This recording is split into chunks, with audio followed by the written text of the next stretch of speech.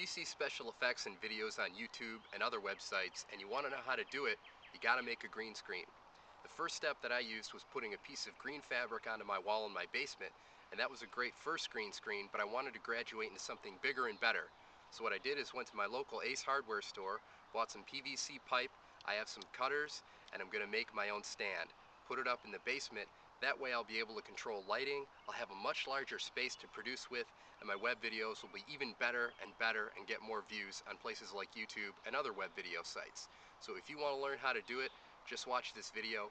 By the end of it, you'll know exactly what kind of pipe you need, what kind of instruments you're going to need, and also how to put it together.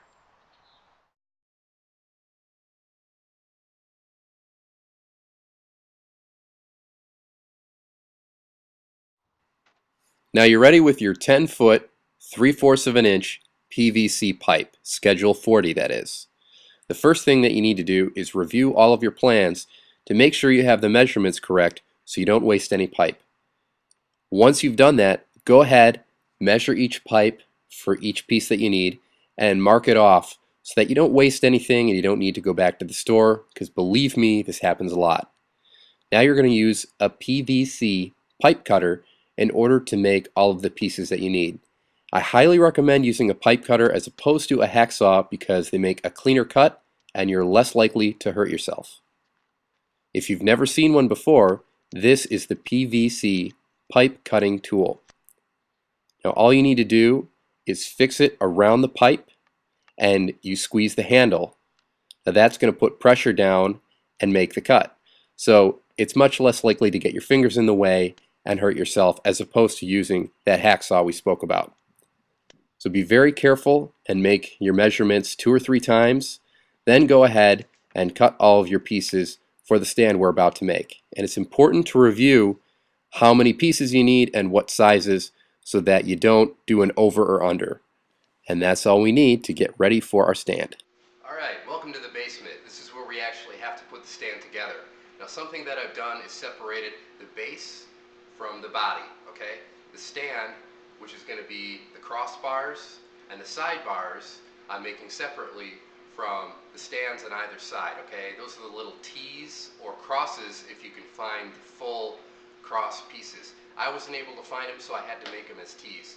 All you do is you take those little 1.5 foot pieces, you pop them into that T. You saw the T. It was the piece that I held up before. It goes like this, and then it has a little piece jutting out.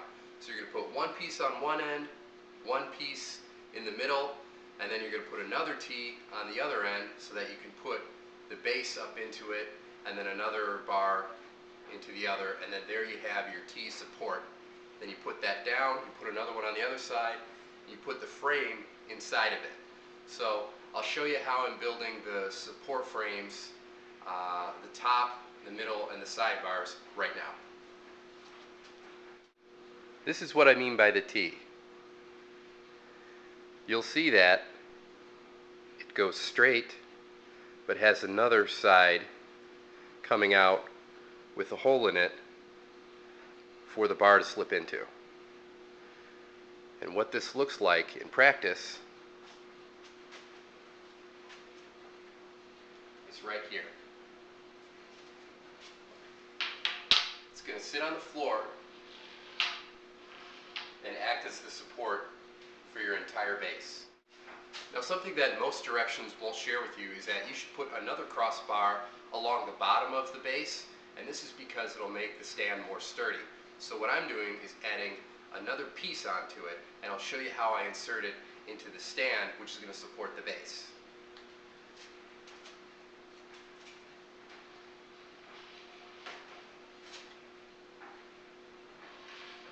Now let's assume that the base is going along the left-hand side of your stand. What I want to do is add another T, I guess you'd call it a sprocket or whatever you want to call it. Let's just call it a T support into this T support.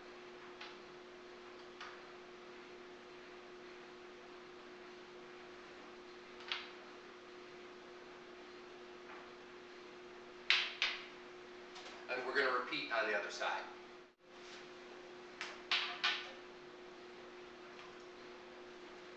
Now we just line them up to make sure they're even.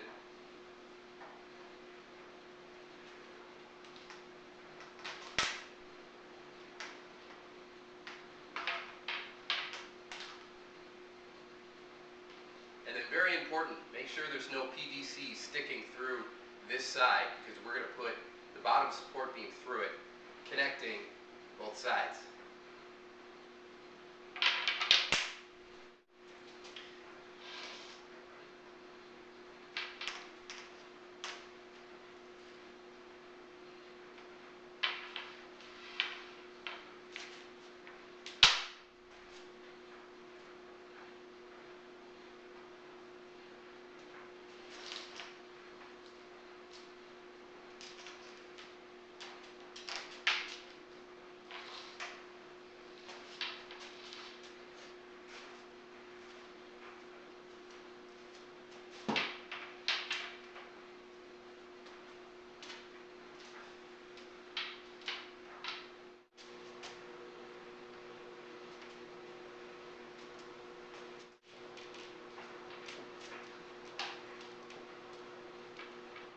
Well, I'm just a few adjustments shy here, but you get the general idea.